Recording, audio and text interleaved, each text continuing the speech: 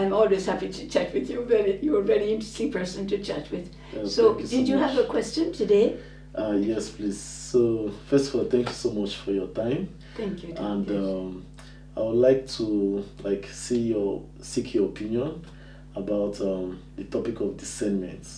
So discernment in two forms. So discernment of like our fellow humans, and also discernment of what comes from within, like maybe some kind of feeling of God speaking to us. Yes, yes, So, yes. so I would like to know your opinion about how to like discern what we feel about the people we see around, and then what is coming. Yes. How to make decisions here. Yeah.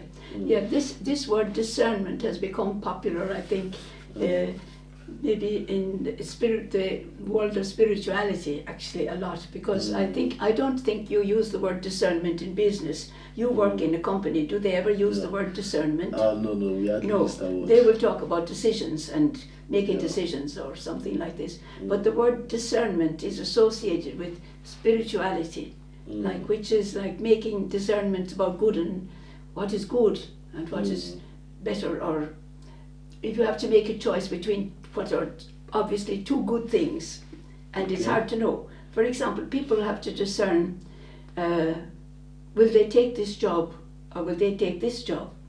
And both jobs are good, but they don't know which one they would really like, And they, like you say, they might want to do what as they see it, the will of God for them, and they are trying to decide.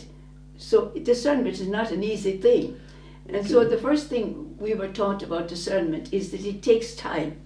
You can't just decide and to call it a discernment. Discernment means you live with a decision for a while.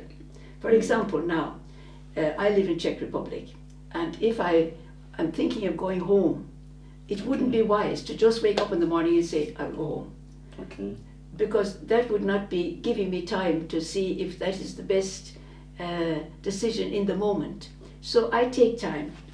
And what they suggest is I live with one decision for a week or two. Like I say, I will go home. Now, I'm old and it's time I went home. So I will live with that, like stay with that decision in my mind for a few weeks or a month and say, and how do I feel about it, And all during that month, I will listen to my own feelings, to my own heart and my own mind and my reasoning, everything about myself, and listen to myself and see how do I really feel. And when I feel about going home, do I feel a bit happy? Or do I feel sad? Or do I feel both? Then I'd make up my mind. I say, okay, I'll leave that for a while. Now I'll make the decision, I won't go home. I'll stay here for another few years. I'm happy here, I like it here. So then I live with this decision for a few weeks. I'm not thinking of going home anymore. I'm staying, fixed.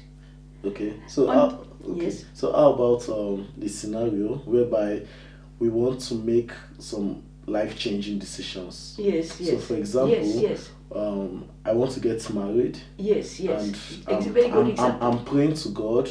Yes. To like give me some kind of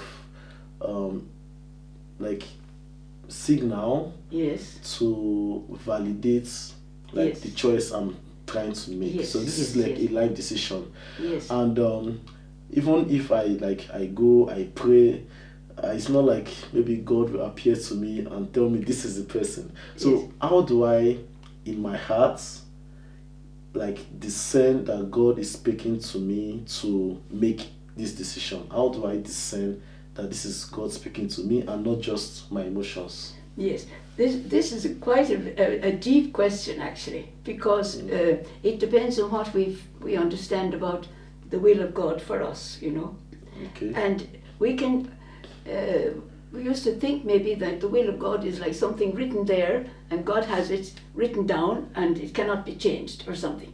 But in actual fact, when God is, if we believe in God or higher power or whatever people call it, they want our good. Let's say God, we'll call it God because you and I are believers, yes. So we'll talk about God. So we say, God is a loving person that loves me and wants the best for me.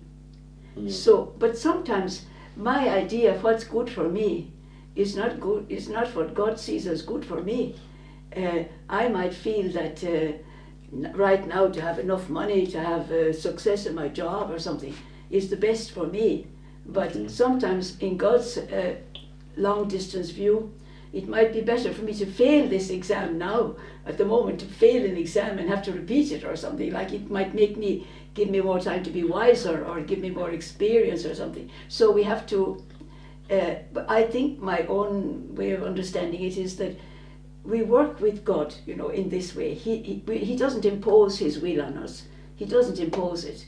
He tries to lead us to the right decision by our own deep feelings and our own deep desires. Yeah, and that's what I'm trying to ask. Okay, let me give an example. Yes. I watched a movie many years ago, and this lady, she had like some friends or some persons who were asking for like hands in marriage or trying to be in a relationship with her, and she was confused who it is that God has destined for her to be with.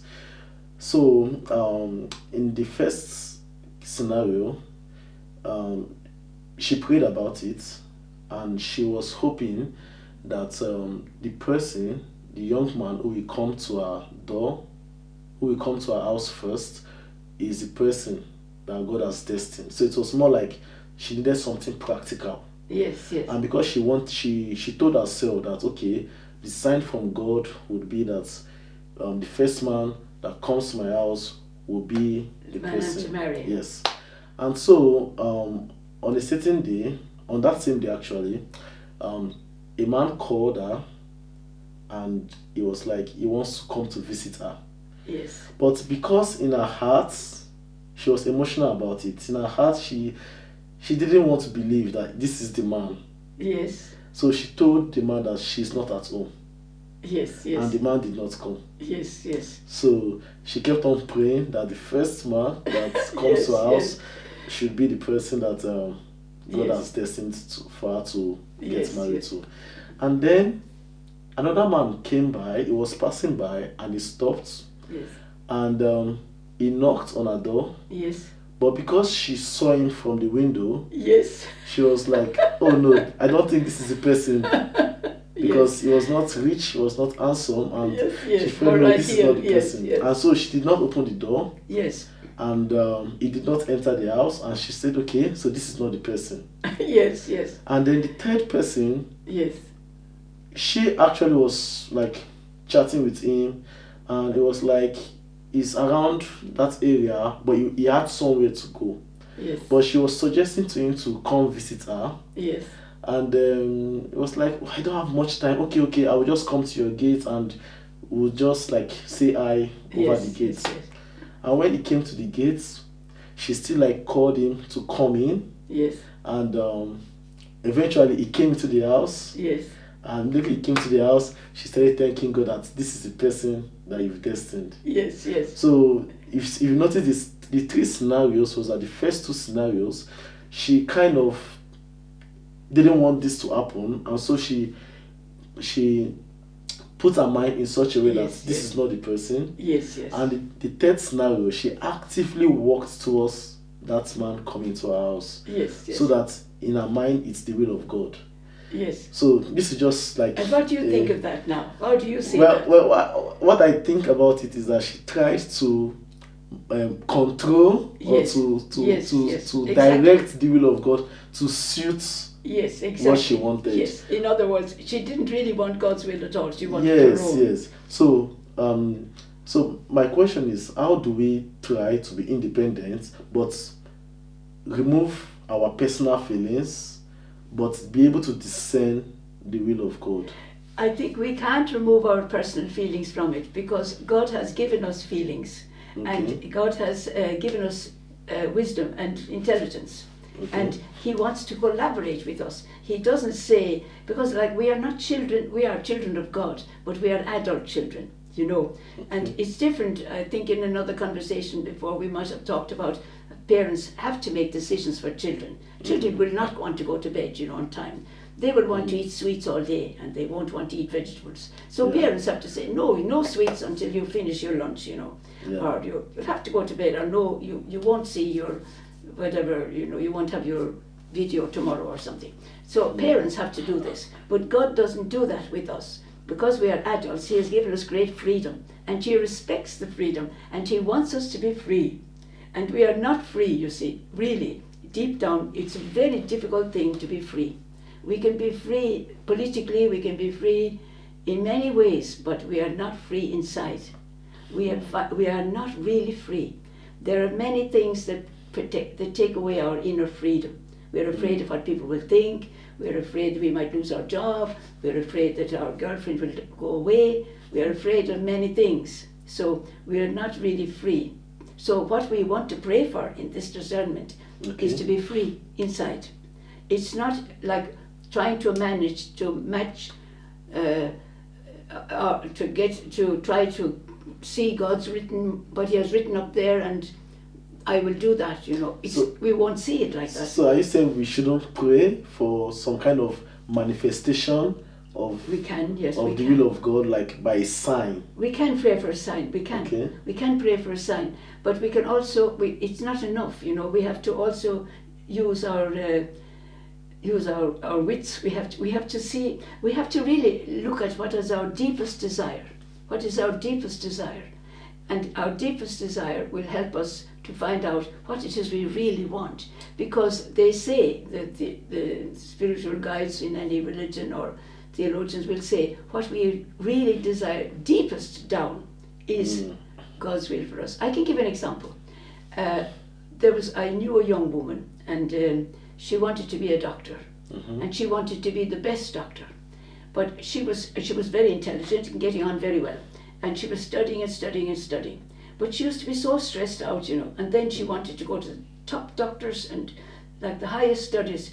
And eventually, she was driving herself all the time. And I said, but what do you really want?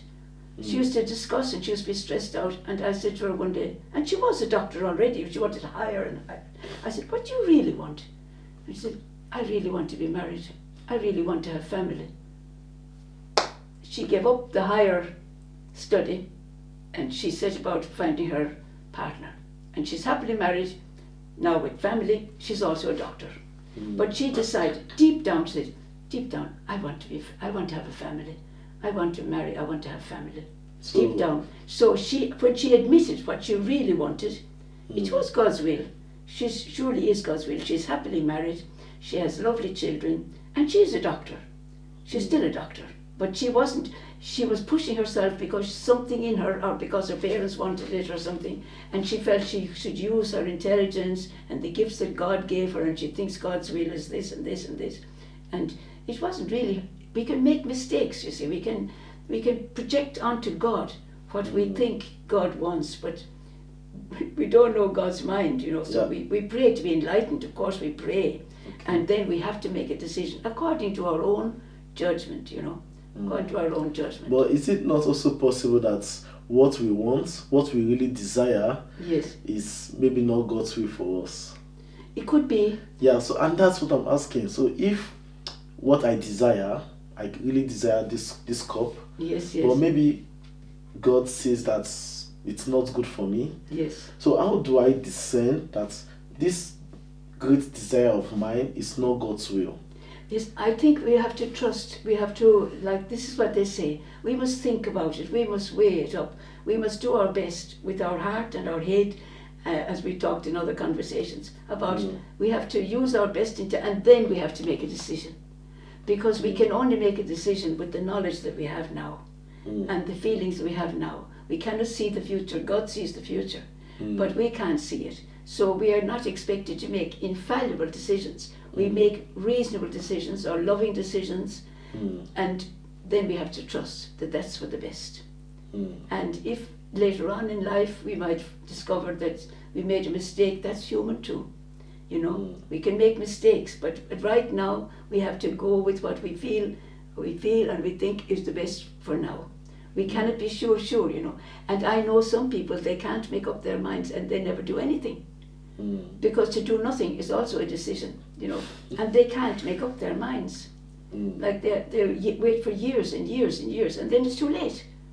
I know many people, I know at least 2 or 3 women who were in love with somebody, they waited and waited, and the man could not make up his mind.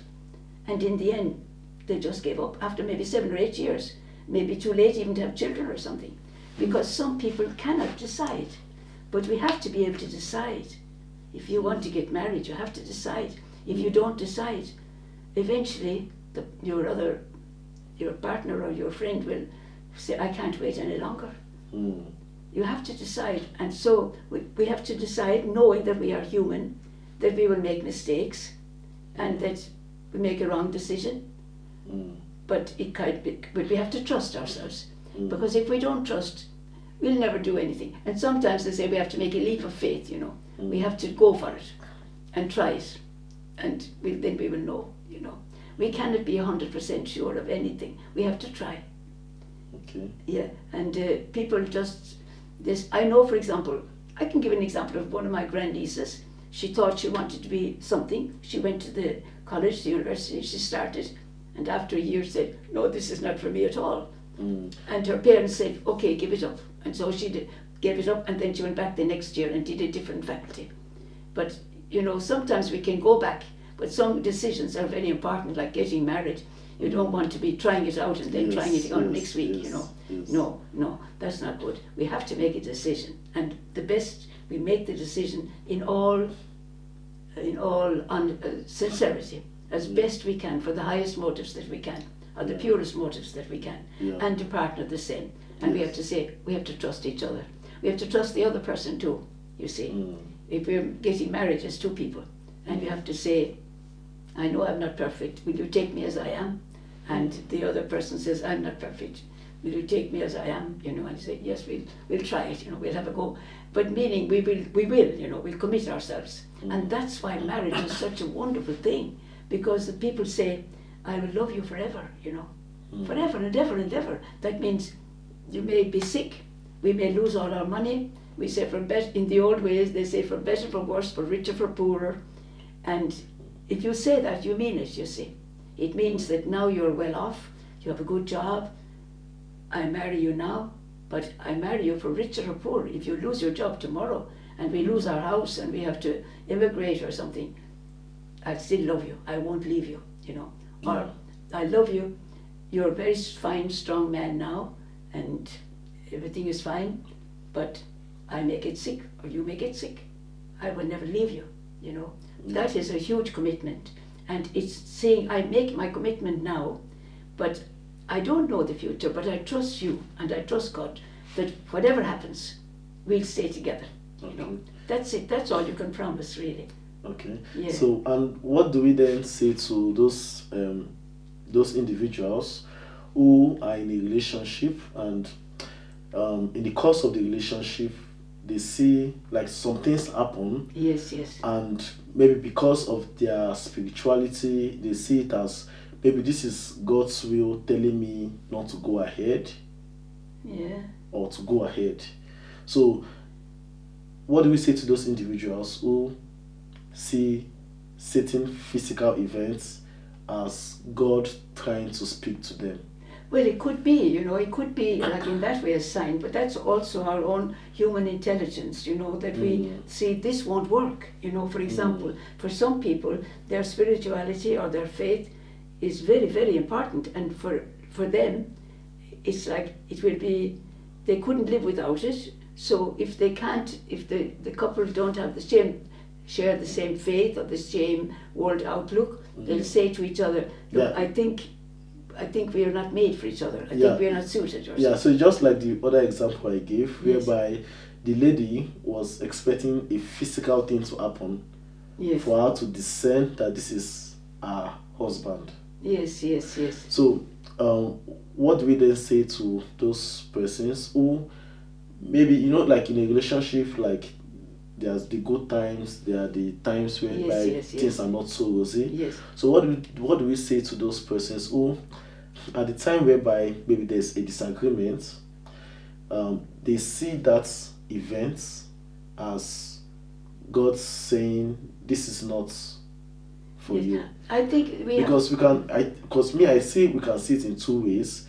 One way is, as some people may do, they may see it as this is God's trying to show me a sign not to proceed. Yes.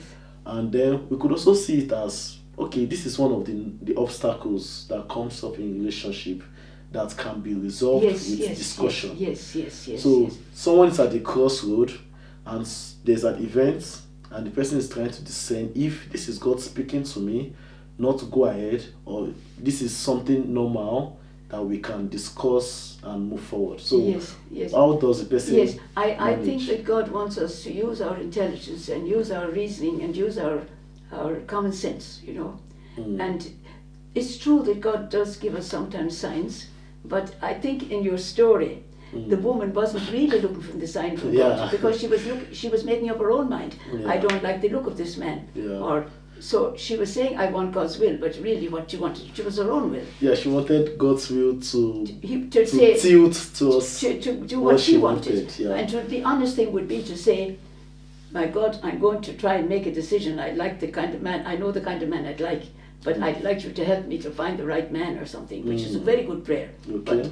But to say, she was not honest with herself. She was pretending that she was looking for God's will, but she wasn't really. And the people who say about discernment is like we have to reach a stage where it's very difficult, of course, to say that if this happens, it is okay. But for me, if this happens, it's okay for me. So we kind of we have to come to if it's only a decision that affects myself. But I think, if you were talking, for example, of you spoke in the beginning about somebody maybe to decide to get married or something. Well, I think in that case, there has to be attraction. There has to be something human. It's not a bargain. It's not like I know in the past many families, two families arranged for in most cultures. The families arrange the marriages. Without even knowing themselves. Yes, and then people, like the young people, they accept it, or if they had some kind of freedom in the family, they'd say, they would get some kind of choice and say, they'd say, yes, I trust your wise decision, and he's a good man, he's a nice man, I'm happy to marry him. But usually, like in the modern world, young couples make up their own minds about who they will marry. And then they follow their heart, really. Like you don't marry with your logic. If you do, it's like you could marry. For example, people can marry a man that looks like a woman can marry somebody for his money, for his position, for his status, for his career. But then that's what she'll get. She'll get a man with a career. She'll get a man with status, but she won't get love, maybe. You see. But if you want love, you better follow your heart. If you want love, if you want to be married with somebody that you feel attracted to, that there usually has to be some attraction. There's supposed to be something biological in it, as people say, the currents must flow, Otherwise, you get the marriage that you're looking for. Like some people, like some men marry a woman that's beautiful looking and very graceful and a good housekeeper, like a good hostess, shall I say, not housekeeper, a hostess.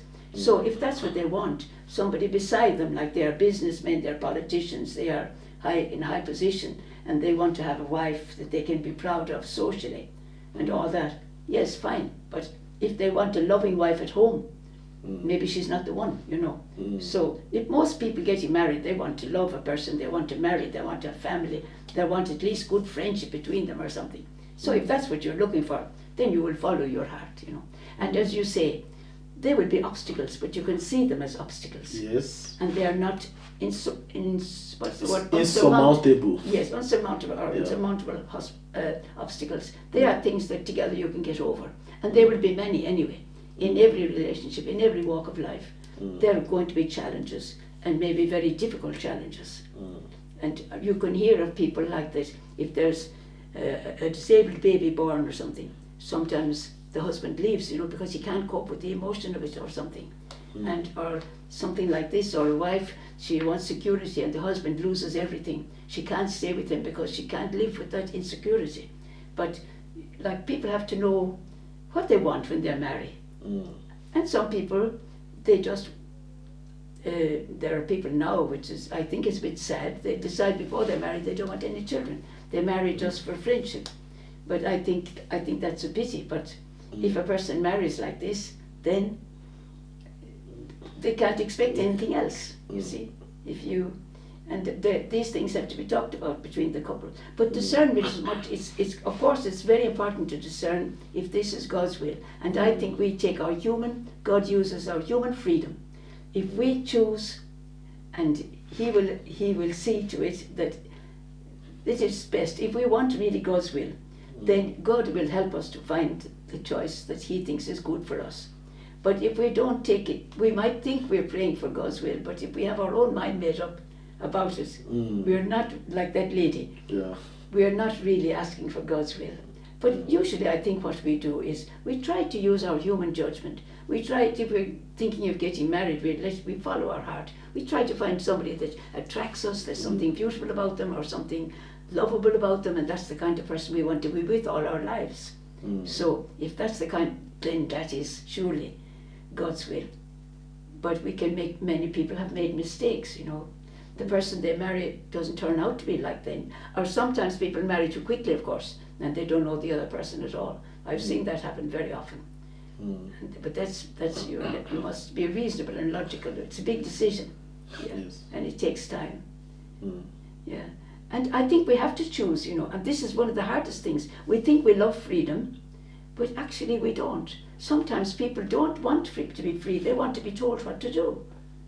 It's amazing. And like some women will marry a husband who is very strong and dogmatic, and what he says goes, because that's the kind of, maybe that's what her father was like. Maybe she wants to marry a man like this, or vice versa. A man might want to marry somebody that was like his mother, like she was, one of my nephews used to say, you marry your mother, meaning like you will marry a woman that's like your mother if you love your mother, you know. So you would look for the qualities that you saw in your mother. But then, after 10 years married, you don't want to be a son to this woman that you married. You want to be the husband. The husband, you see. So we have to be, I think too, when we get married, it should take time, you know, and also not to marry too young, really. But then you can't generalize. But there are many decisions in life, and my thing is, this is what I've been taught, if you want to discern, you will go first with your feelings, and then you will affirm it, you know, with your logic.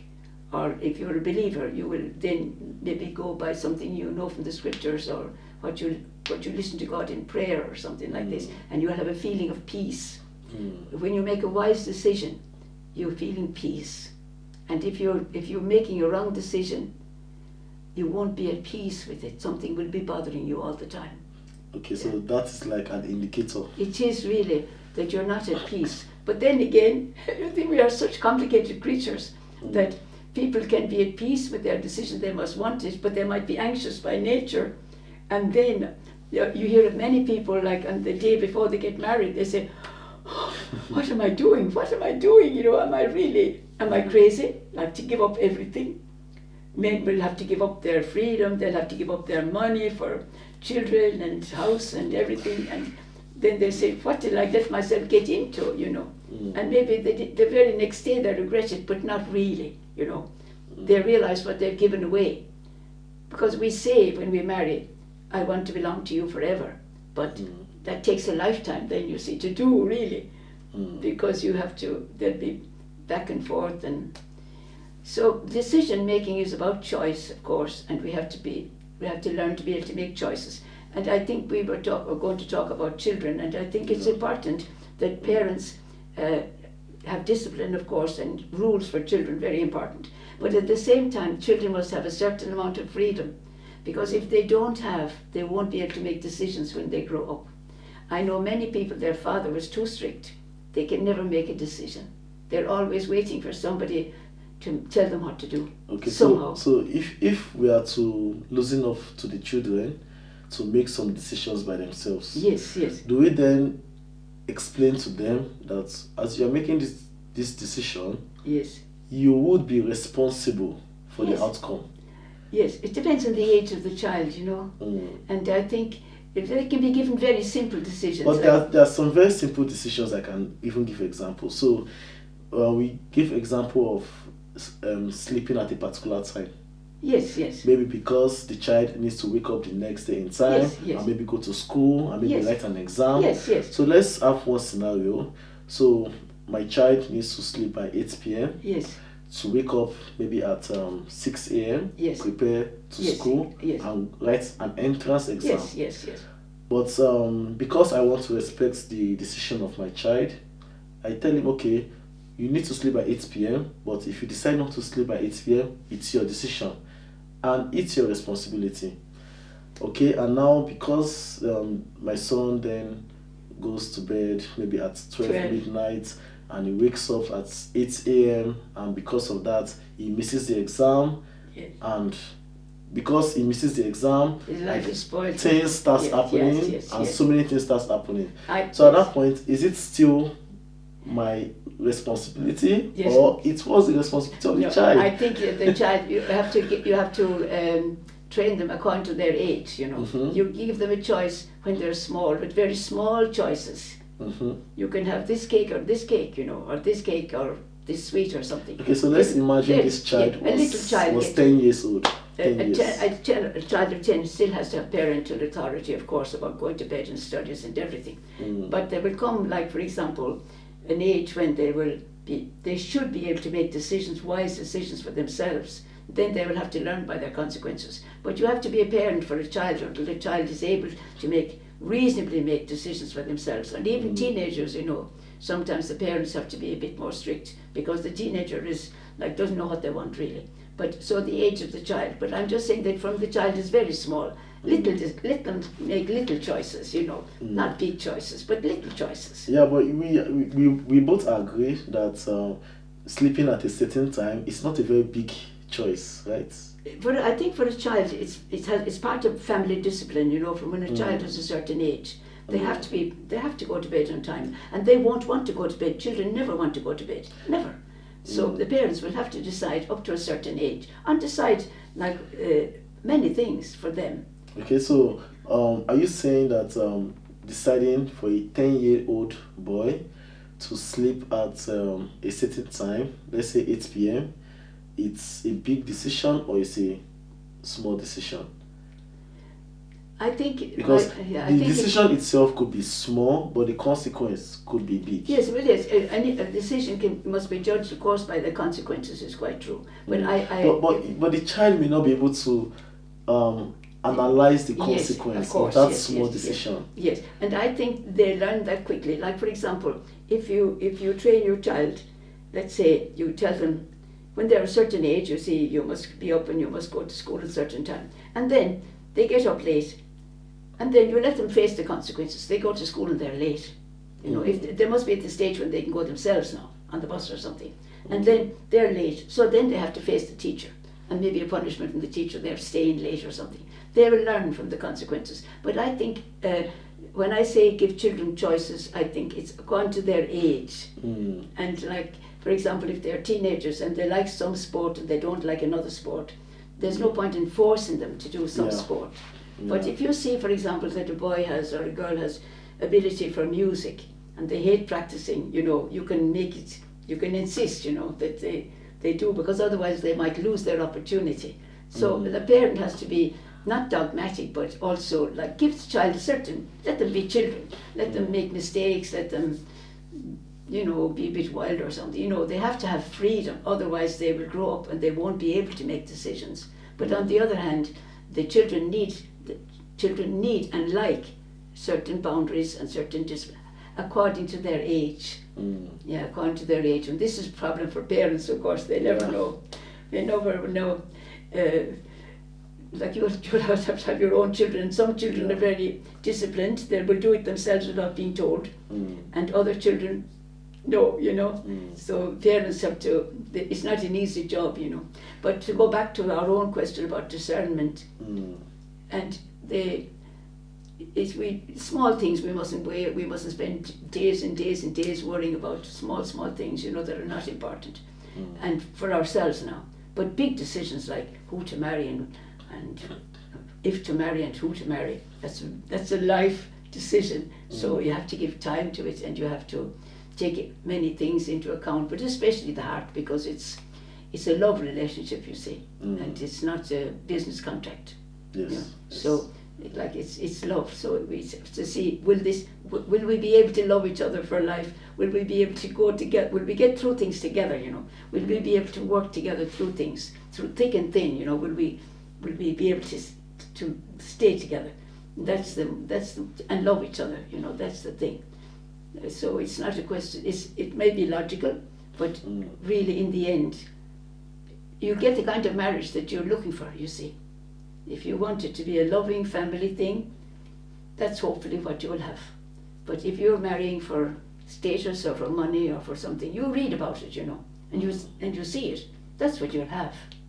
You'll have all the externals, but there'll be no marriage. Yeah. Yes, you know how it is. You've seen it yourself. I've seen it too. Yes, so and we have to discern about jobs, whether to take a job or not to take a job. Or to move to a different location. Yes, exactly. And I think a lot of things have to be taken into account. How we feel, how we think, you know, not just all the thinking, not just all the feeling, not just all the instinct, but a mixture. Trying to balance it up. Yeah, because we are balanced human beings. We are not just all logical. No. And many people marry, they know that it doesn't seem wise, you know, but they love each other and they manage, you know. They start off, they're living out of a suitcase, they don't have a flat, they don't have enough money, but they love each other and they manage, you know. So you can have all the externals can be perfect, but if there's no love, there's no marriage really, you know. It's like that, yes. So maybe that's okay for today, Martin. Yes, thank you so much. We could stay talking for a long time, insights. but we have many topics to talk about, and we're only just touching the surface. Yes. So thanks very much, Martin, thank for you your so time. much for thank your you too. Insights. I enjoyed it. Thank you so much.